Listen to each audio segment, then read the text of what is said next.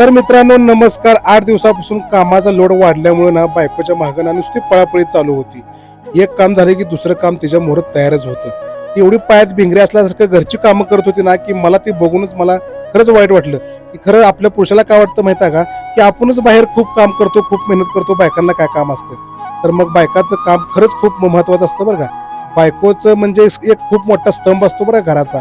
ती आधार आहे म्हणून तर घर टिकलेलं असतं. तर मित्रांनो बायको तिकडे व्यस्त आहे म्हणल्यावर मी काय केलं, इकडे दुधाचं भांडे गरम केलं, दूध तापवलं आणि बायकोला म्हणलं थोडं खुश करावं म्हणून बायकोसाठी थोडा चहा ठेवला, फकड असा चहा पहिल्यांदाच केलो बरं का मित्रांनो. मला जमत नव्हता बायकोच्या न कळत ना बायकोला होऊ द्यायचं नव्हतं मला की तिच्यासाठी गरमागरम असा चहा केलाय. बायको कामात व्यस्त असताना मी सर्व चहाची तयारी केली आणि चहा घेऊन मी बायकोसाठी बाहेर निघालो. गरमागरम असा चहा उकळत होता, चहाला गोडी निर्माण होत होती.